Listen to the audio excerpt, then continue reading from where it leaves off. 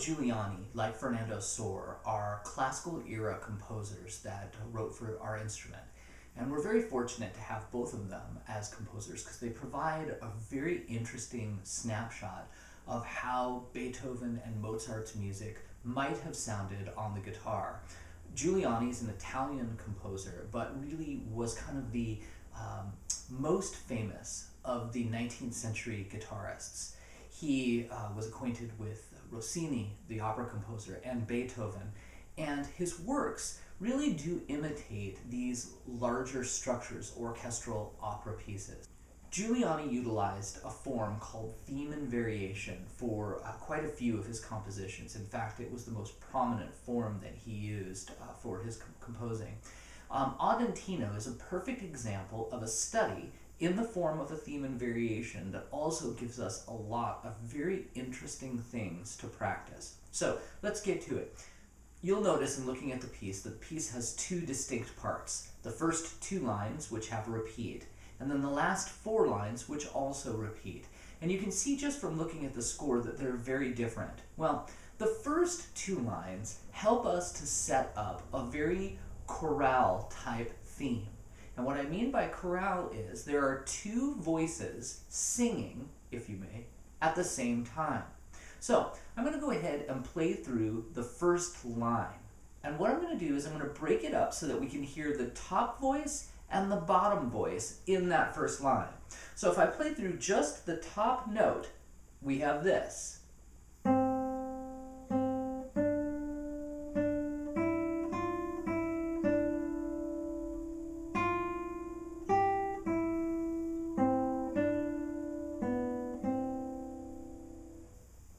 And as a good choral composer would do, he matches that with a harmony note below.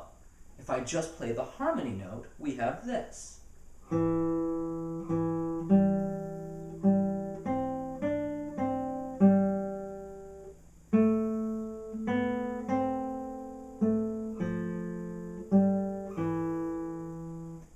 And the interesting thing is when we put those two voices together, we get this.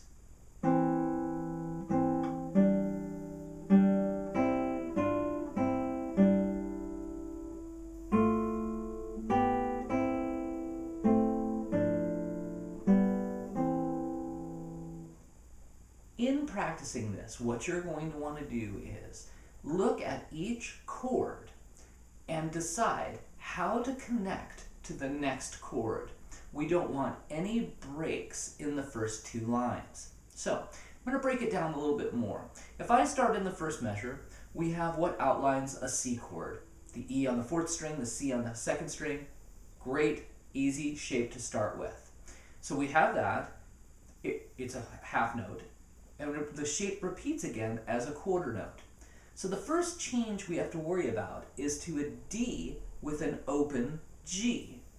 So we should practice going from the C and E to the D and G. And I would make this an exercise where you practice not lifting that first chord until you play the second chord, the first two measures.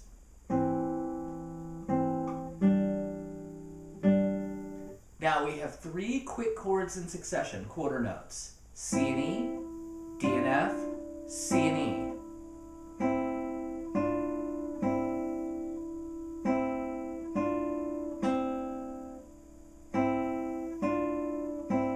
And then back to D and G. We have.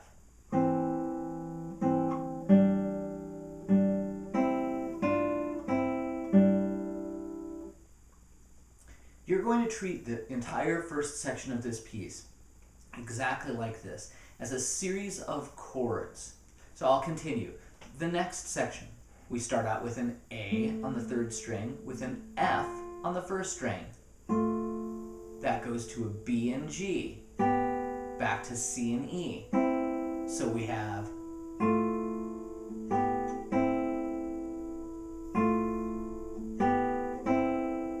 continuing. A and C, the C was common. F and D, open open G and open B, back to the first chord of the piece, E and C. So we have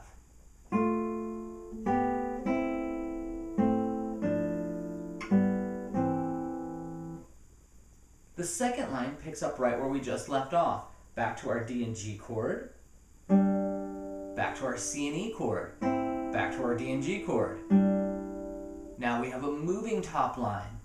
Starts out with D and G, to F, to C and E, back to D and G.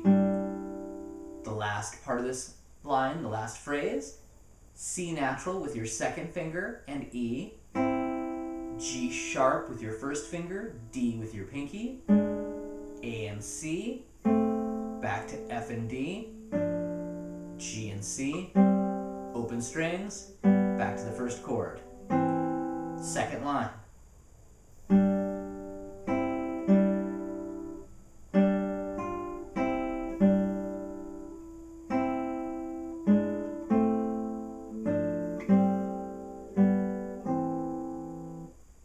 So the first two lines are basically a chorale type study where our focus is going to be connecting from chord to chord. Go ahead and pause the video and work on those first two lines. Then we'll talk about the variation that occurs in the next section. Welcome back. So, for us and for Giuliani, he must have really enjoyed the top note of that first section, the top line. Because what he does is, he takes that top line and reorchestrates it. So if I play the top note to the second four lines, the second half of the piece, we have this.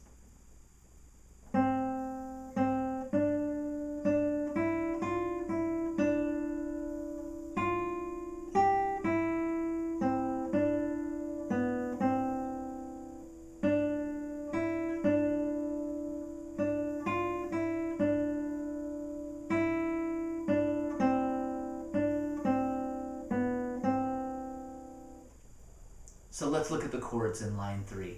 He starts out exactly the way he did in the beginning of the piece with that C and E chord. The next chord's a little different. While the melody note D stays the same, the low note, rather than being the open G string, is a B on the 5th string. He repeats that. Then we go to a C with an open 1st string E, a D, 4th string open, and F on the 1st string, and back to C and E. And he ends that line with that D and low B chord. So if I just play the chords, we have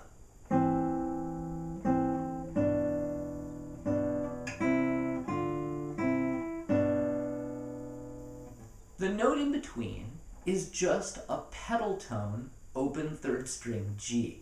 Pedal tone indicates it's a repeated note. It actually isn't super important, so we can de-emphasize it in the right hand. We don't have to play it loud. Line 3.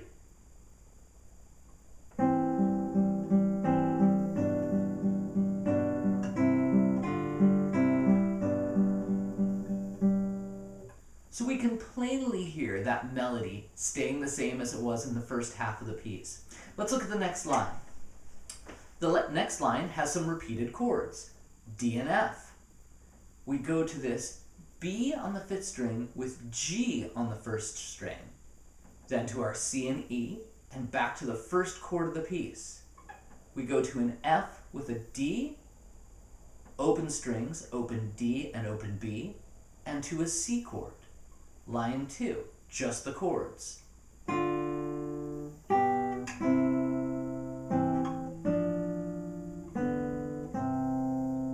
Now, adding the accompaniment, the open G pedal tones, the 3rd chord in that line has A pedal tones, and the last measure is an arpeggio of a C chord. So we have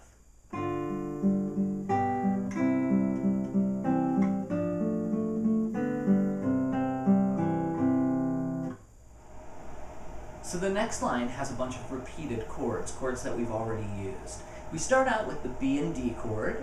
We go to a C and open E chord, and back to that B and D chord.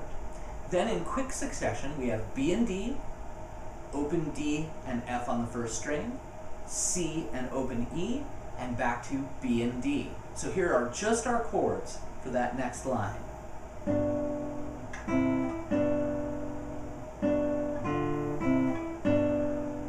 Now you'll notice for the first 3 of those chords, we still have a G pedal. The last measure, that last chord, we have a little moving scale line. And what we have is we start on our B and D chord. We walk up, open string G, A, B, C, D. So the whole line.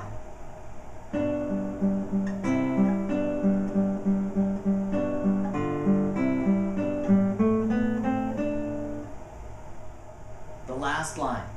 So the last line for us is the most complicated. It starts out easy enough with our C and open E chord. The next chord, however, is a little tricky.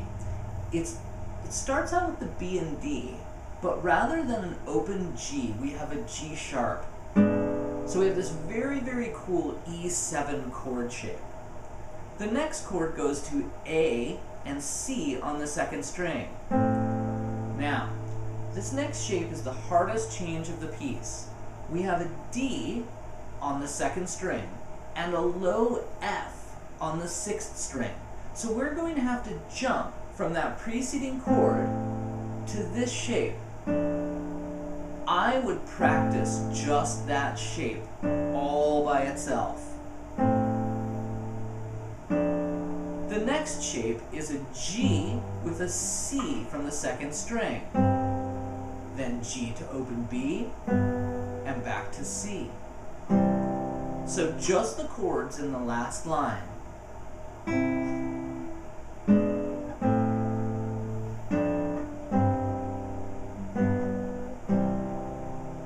Very good chord study. That is an exceptional chord study for us. Once you add in the accompaniment notes, that line becomes a little bit more complicated. So be very, very careful in your practice. We have open G pedals, we have A pedals, we have an F on the 4th string and an E on the 4th string, as well as a D on the 4th string. So slowly, with the pedal points, we have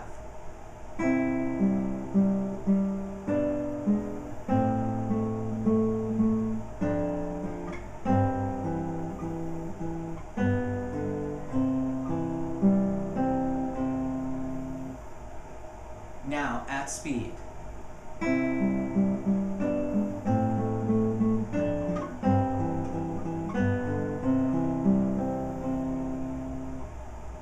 This piece will offer us a number of great challenges and help prepare us for more difficult pieces. Go slow. First, focus on only your chord changes. Then, as you add the right hand, understand not to emphasize any of those pedal point notes, those repeated G's or A's or whatever those repeated notes may be. Focus a line at a time on your connections and then put everything together.